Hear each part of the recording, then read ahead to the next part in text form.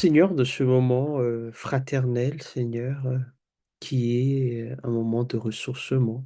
Nous te demandons de régner sur ce temps et nous te demandons de nous apprendre ce que tu as à nous dire aussi. Dans le nom puissant de Jésus, nous faisons cette prière. Amen.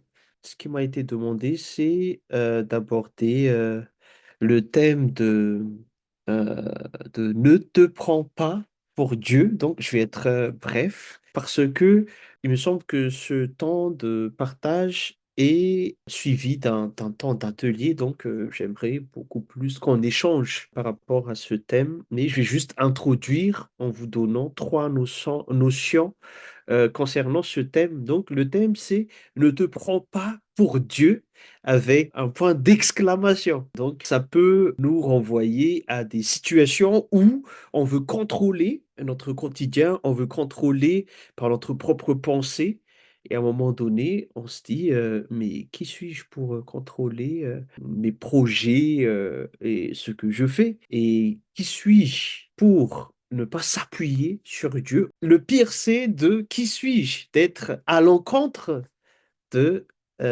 contre la volonté, de Dieu. Donc on va partir, de ce verset, dans Proverbes chapitre 21, verset, 31, verset 30 que je lis au nom de Jésus. «Il n'y a ni sagesse, ni intelligence, ni conseil qui tiennent contre l'Éternel». Donc ça sous-entend qu'il y a une pensée qui veut se connaître, qui veut prétendre être supérieur, être puissant, être, au-dessus de l'Éternel, de celle de l'Éternel et qui veut, contrer la pensée dans l'Éternel. Ce thème nous parle particulièrement parce que nous, en tant que jeunes, donc on évolue dans l'état adulte, un adulte responsable qui quand même veut contrôler, qui d'entre nous n'ont pas fait un budget prévisionnel, pour, nos loyers, nos revenus, les dépenses et tout ça. Et c'est parce que le budget et le fait de prévoir qui est problématique, mais le fait de s'émanciper justement de la présence de Dieu, de l'appui sur Dieu, mais de, faire à notre façon, sans demander l'avis de Dieu, ni de s'appuyer sur sa force. Donc, quand on parle de pensée, on parle de connaissance. Et nous avons tendance à, heu, tout connaître par notre curiosité et la première chose qui nous vient en tête, c'est qu'il faut faire attention parce que le péché vient de cette curiosité, cette tendance à tout maîtriser, à tout connaître à la place de Dieu. Si nous regardons Genèse chapitre 2, versets 16 à 17, je lis au nom de Jésus, donc c'est, au moment où Adam a été créé, donc Dieu l'a placé dans le jardin d'Éden. Je lis au nom de Jésus, Genèse chapitre 2, versets 16 à 17. «L'Éternel Dieu donna cet ordre à l'homme: Tu pourras manger les fruits de tous les arbres du jardin, mais tu ne mangeras pas le fruit de l'arbre de la connaissance du bien et du mal, car le jour où tu en mangeras, tu mourras, c'est certain». Amen. Donc ici, le Adam pouvait en manger de tous les fruits, de tous les arbres dans le jardin, sauf l'arbre de la connaissance du bien et du mal.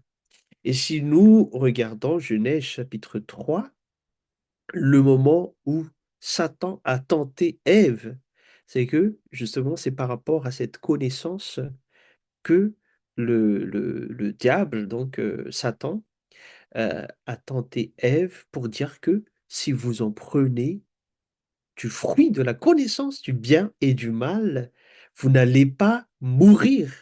Ici, dans Genèse chapitre 2, verset 18, il est écrit: «Tu mourras, c'est certain». Mais le diable dit: «Vous ne mourrez pas, mais vous serez comme Dieu». Et c'est ce désir de vouloir être comme Dieu, de connaître comme Dieu, c'est ça en fait le début du péché. Et malheureusement, Ève en a pris pour devenir comme Dieu. Donc, tout simplement, c'est le fait de s'émanciper de Dieu, de se passer de Dieu, le fait de ne plus se dépendre, s'appuyer sur Dieu, mais être autonome, avoir la pensée de Dieu, la connaissance toute puissante. Donc, c'est là déjà le fait où le péché est entré dans la vie de l'être humain. Faut faire attention à vouloir tout savoir, à être tenté par cette connaissance, parce que c'est le premier péché de l'homme.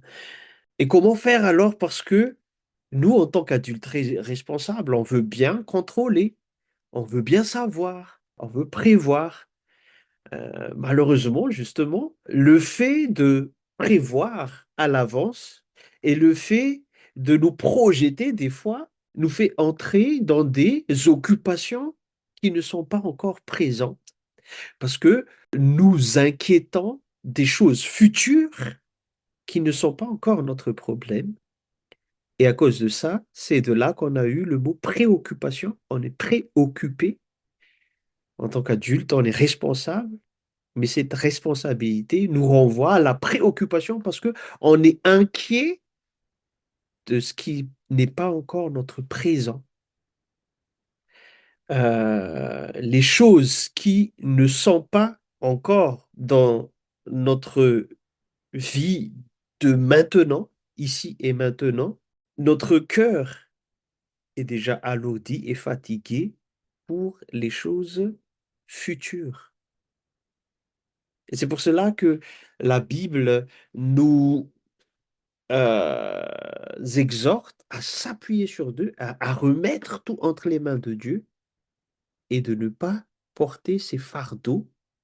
Et si on réfléchit bien, heu, on n'a pas, heu, la main sur le futur, ce futur qui nous préoccupe déjà, qu'on veut connaître, qu'on veut, maîtriser. Et donc, c'est là qui nous, qui nous, remet dans notre état de limité, et nous appuyer sur Dieu. Si nous regardons par exemple Proverbes chapitre 3 versets 5 et 6, la Bible nous demande de nous appuyer sur Dieu pour nous alléger notre cœur de ses préoccupations. Confie-toi en l'Éternel de tout ton cœur et n'appuie pas sur ton intelligence. Reconnais-le dans toutes tes voies et il rendra tes sentiers droits ou il aplanira tes sentiers. Ça veut dire que nous ne pouvons pas nous passer de Dieu. En tant qu'être humain, dans la chair, nous désirons tout contrôler parce que nous voulons nous passer de Dieu, avoir la toute-puissance de tout maîtriser, d'être autonome. Mais c'est ce qu'il ne faut pas faire, mais c'est de confier en l'Éternel, ne pas s'appuyer sur son intelligence, mais se confier à l'Éternel. Mais surtout, reconnaître, ça c'est très important, reconnaître l'Éternel dans nos voies. Ça veut dire que dans les circonstances de la vie, reconnaître que l'Éternel, par sa providence, nous accompagne, nous protège et se soucie de nous. Et à cause de ça, il aplanira notre sentier. Il réglera à l'avance nos problèmes. Deuxième chose qu'il faut savoir, c'est que au-delà du désir de connaître, du désir de la connaissance par curiosité ou par vouloir maîtriser, il faut accepter que notre pensée est limitée. Il faut accepter la finitude de l'homme nous ne pouvons pas atteindre la pensée de Dieu et ça, nous devons l'accepter. Job, quand il a été frappé par plusieurs malheurs, il a été tenté, finalement, après 41 chapitres, au verset 42, Job reconnaît, Job chapitre 42, verset 2, il dit, je reconnais que tu peux tout. J'ai oublié d'ouvrir le verset, mais j'aimerais le voir parce que moi, je le cite de mémoire. Job chapitre 42, verset 2, que je lis au nom de Jésus. Je reconnais que tout est possible pour toi et que rien ne peut s'opposer à tes projets. La première partie est traduite par reconnais que tout est possible pour toi, mais ça peut être traduit aussi que toi, tu connais tout. Tes pensées sont au-delà de toute pensée. Et c'est pour cela que l'apôtre Paul, quand il dit aux Philippiens que la paix de Dieu qui surpasse toute intelligence, il faut que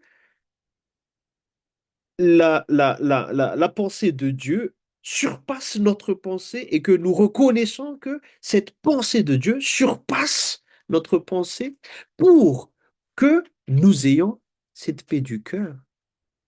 Et dans Job, Job reconnaît vraiment que Dieu a toutes les connaissances possibles, que lui, il ne peut pas atteindre et personne ne peut s'opposer au projet de Dieu.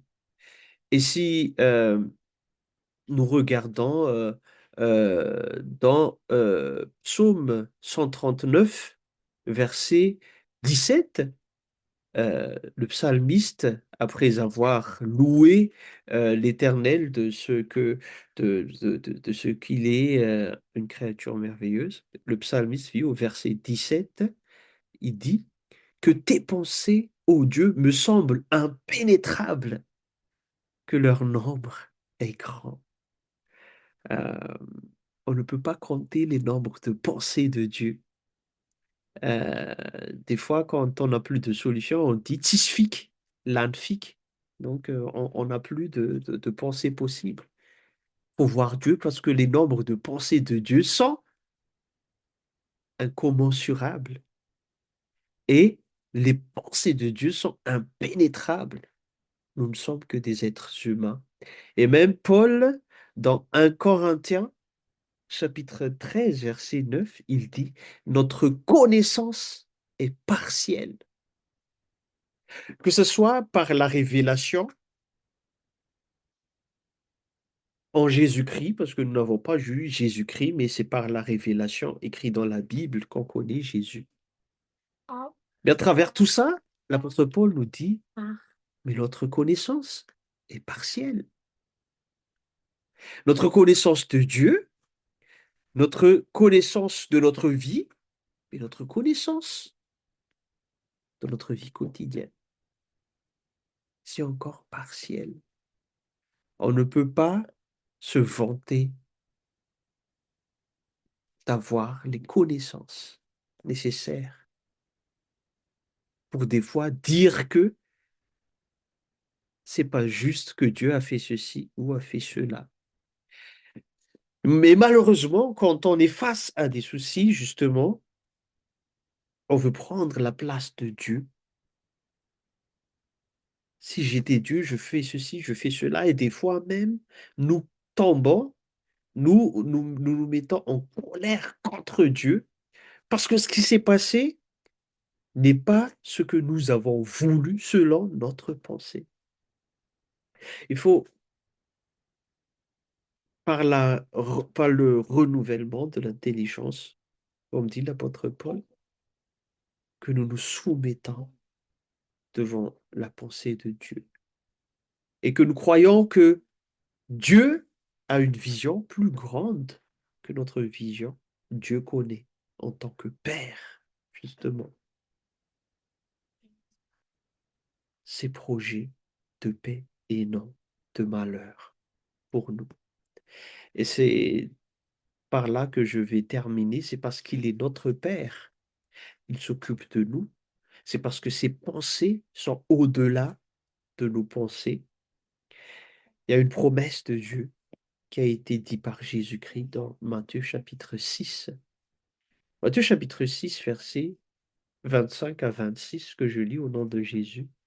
C'est pourquoi, c'est Jésus qui dit ici, c'est pourquoi je vous dis, ne vous inquiétez pas de ce que vous mangerez et boirez pour vivre, ni de ce dont vous habillerez votre corps. La vie n'est-elle pas plus que la nourriture, et le corps plus que le vêtement? Regardez les oiseaux du ciel, ils ne sèment pas et ne moissonnent pas, ils n'amassent rien dans les greniers, et votre Père céleste les nourrit. Ne valez-vous pas beaucoup plus qu'eux? Et après, il dit, verset 27, qui de vous, par ses inquiétudes, peut ajouter un instant à la durée de sa vie? Je continue encore. Et pourquoi vous inquiétez au sujet des vêtements? Étudiez comment poussent les plus belles fleurs des champs. Elles ne travaillent pas, elles ne tissent pas. Cependant, je vous dis que Salomon lui-même, dans toute sa gloire, n'a pas eu d'aussi belle tenue que l'une d'elles. Je termine par le verset 31 à 33. Ne vous inquiétez donc pas et ne dites pas: «Que mangerons-nous? Que boirons-nous? Avec quoi nous habillerons-nous?» En effet, tout cela, ce sont les, membres des autres peuples qui le recherchent. Or, votre Père céleste sait que vous en avez besoin. Cherchez d'abord le royaume et la justice de Dieu, et tout cela vous sera donné en plus. Ne vous inquiétez donc pas du lendemain, car le lendemain prendra soin de lui-même. À chaque jour suffit sa peine. Si je résume, c'est que le fait de vouloir tout contrôler, de surpasser, vouloir de surpasser les pensées de Dieu, finalement, cela nous amène à des préoccupations, à des inquiétudes, à des angoisses pour notre avenir. Mais soyez renouvelés par l'intelligence du Saint-Esprit, et que Jésus vous donne la paix du cœur à se soumettre et à remettre toute notre vie, toute notre pensée entre les mains du Seigneur. Amen. Prions. Merci Seigneur pour cette introduction concernant ce thème qui nous donne l'opportunité de réfléchir vraiment à comment nous pensons, à comment nous reconnaissons ta voix, ta main forte, ton amour dans notre vie, et à quoi aussi nous espérons. Seigneur, te demandons pardon pour tous les moments où nous voulons courir devant toi et te devancer. Mais maintenant, Seigneur, nous renouvelons notre engagement à te suivre et à accomplir ce que tu veux pour chacun de nous. Et merci au Père qui s'occupe personnellement de chacun de tes enfants. En ton nom, Jésus, nous faisons cette prière. Amen.